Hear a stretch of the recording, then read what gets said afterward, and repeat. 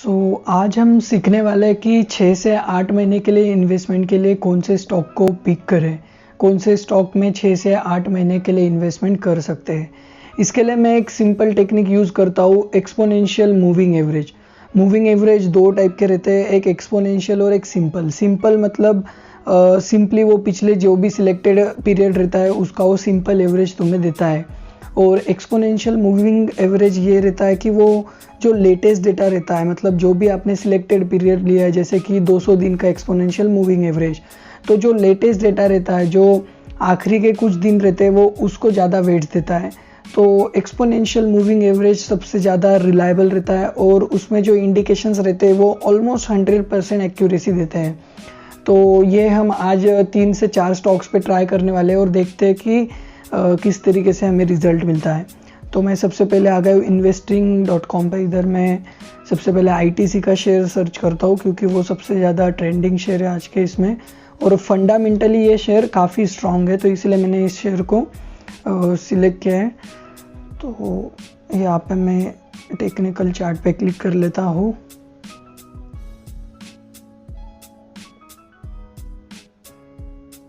Technical chart को मैं थोड़ा बड़ा कर लेता हूँ।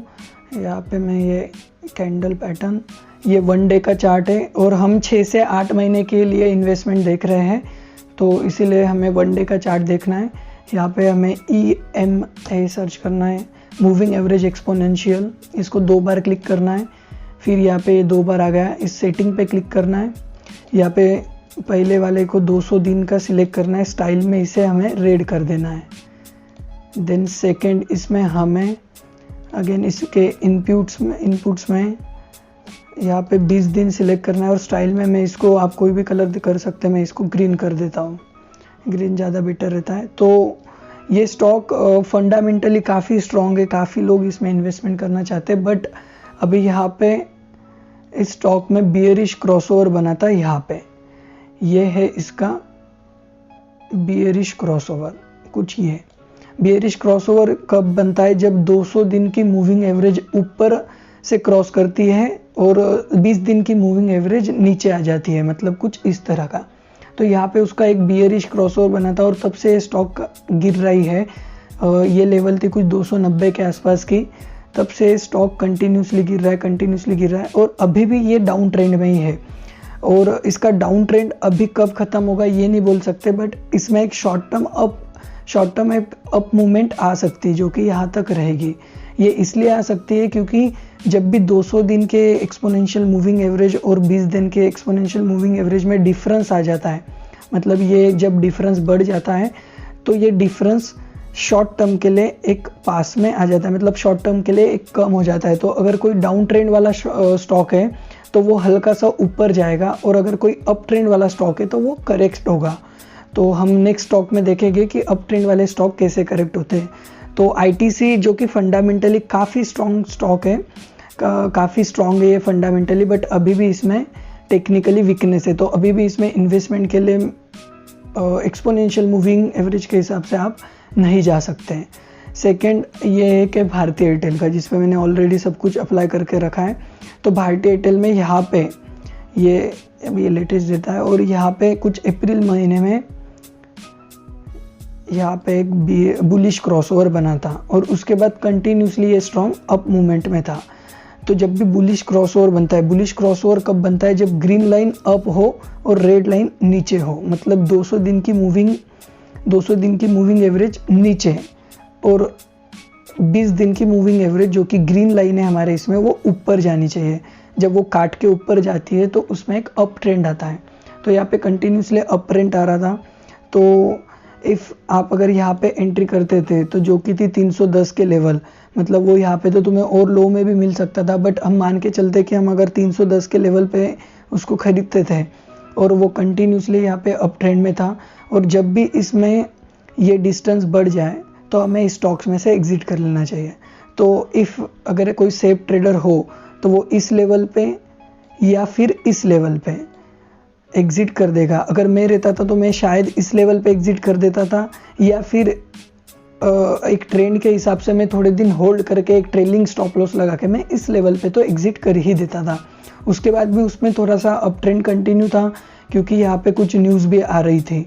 बट हम यहाँ पे भी अगर उसे एग्जिट करते थे तो हम इस लेवल पे यहाँ पे करीबन उसने 480 490 के हाई बनाए। अगर हम 460 के लेवल पे भी एग्जिट करते थे, क्योंकि एग्जिट हमें तभी करना है जब इसमें एक अच्छा खासा डिस्टेंस आ जाए, क्योंकि जब भी यहाँ पे डिस्टेंस आता है तो वो करेक्ट होता है। ये स्टॉक यहाँ पे करेक्ट नहीं हुआ, बट यहाँ पे उसने एक करेक्शन दिया। तो जब भी इसमें डिफरेंस आता है 200 दिन और 20 दिन की एक्सपोनेंशियल मूविंग एवरेज में, तो एक करेक्शन देता है। तो वो लाइन पास में आ जाती है, और वो पास में लाने के लिए एक करेक्शन एक्सपेक्टेड रहता है। तो इफ़ हम 460 के लेवल पे भी एग्जिट करते थे तो हमें 48% के रिटर्न जो कि 8 महीने में आते थे। आईटीसी में अभी भी डाउन ट्रेंड है। एक टाटा कंज्यूमर का भी स्टॉक है जिसने यहाँ पे एक बुलिश क्रॉसओवर बनाया था, उसके बाद वो कंटिन्यूसली अप ट्रेंड में था।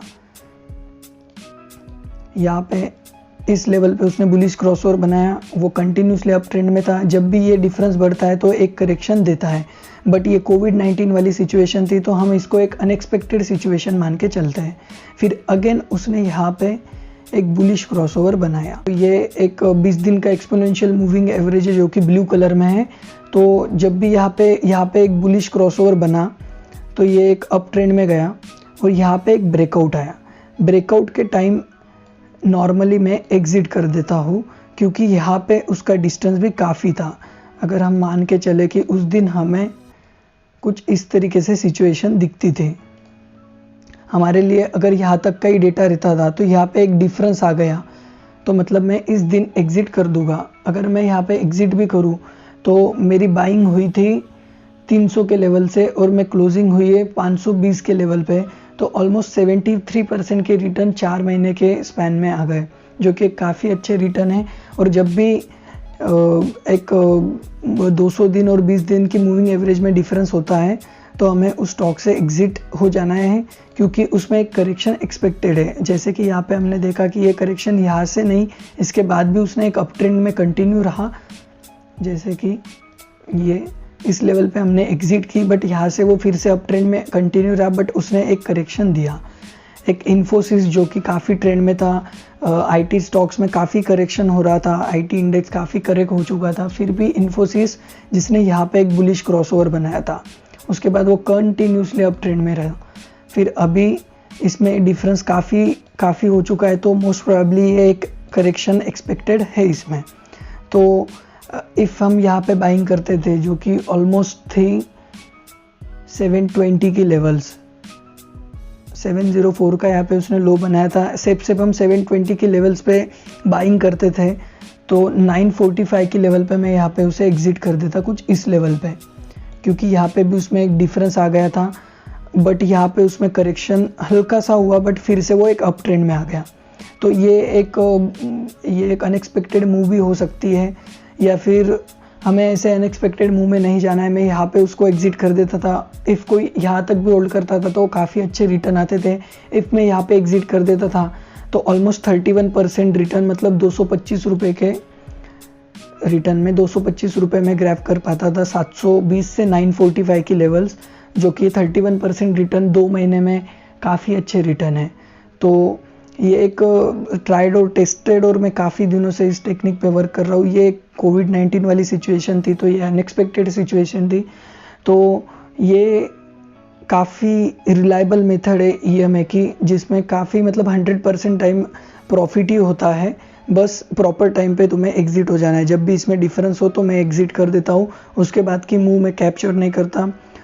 हो सकता है 2 बार वो ऊपर चले जाए, बट वो 8 टाइम तो नीचे ही आना है, और जो वो करेक्शन रहता है उसमें हमारे प्रॉफिट्स माइंड हो सकते हैं। तो ये सारे स्टॉक, काफ़ी स्टॉक्स में ये अप्लाई होता है। और स्टॉक सिलेक्शन के लिए आपको NSE गूगल पे आना है, NSE 1 लिखना है।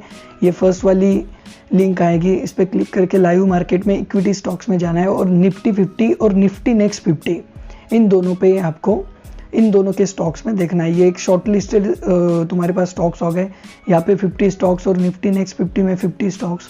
तो ये 50-50 मतलब 100 स्टॉक्स की तुम्हें स्टडी करनी है, और जिसमें भी तुम्हें अपॉर्चुनिटी लगे उसमें आपको जाना है। अभी बहुत सारे स्टॉक्स में ये जो डिस्टेंस है ये काफ़ी बढ़ गया है, तो एक करेक्शन एक्सपेक्टेड है मार्केट में बहुत सारे स्टॉक्स में। और अभी US इलेक्शन भी है, तो एक करेक्शन तो एक्सपेक्टेड है मार्केट में। और ये एक निफ्टी 50 का चार्ट है। निफ्टी 50 में भी आप देख सकते हैं एक डिफरेंस काफ़ी आ गया है, और जब भी जैसे कि यहाँ पे भी एक डिफरेंस आया था तो एक करेक्शन आया था, जो कि करेक्शन ऑलमोस्ट 10,800 तक था। अगेन ये एक यहाँ पे भी काफ़ी अच्छा डिफरेंस आ गया है, तो मे भी एक एक्सपेक्टेड है 11,000 या फिर 10,800 के लेवल तक का करेक्शन। और इफ़ यूएस इलेक्शन के बाद कुछ अनएक्सपेक्टेड चेंज होते हैं तो करेक्शन, एक बड़ा वाला करेक्शन भी एक्सपेक्टेड है। तो stay tune for the updates, और ऐसी वीडियो चैनल पे आते रहेगी। तो चैनल को सब्सक्राइब कर लेना। और मैं एक पब्लिक डिस्कॉर्ड सर्वर ओपन करने वाला हूँ, जिसमें हम डेली एनालिसिस शेयर करेंगे और daily trading ideas, trading setup हम शेयर करेंगे, और कौन से ट्रेड्स में, कौन से स्टॉक्स में मैं इन्वेस्ट कर रहा हूँ, कौन से स्टॉक्स में इंट्राडे ट्रेडिंग कर रहा हूँ, मैं वहाँ पे वो शेयर करूँगा। तो आप चैनल को सब्सक्राइब कर लेना, आने वाले दिनों में आपको उसकी अपडेट मिल जाएगी। So thanks for the watching.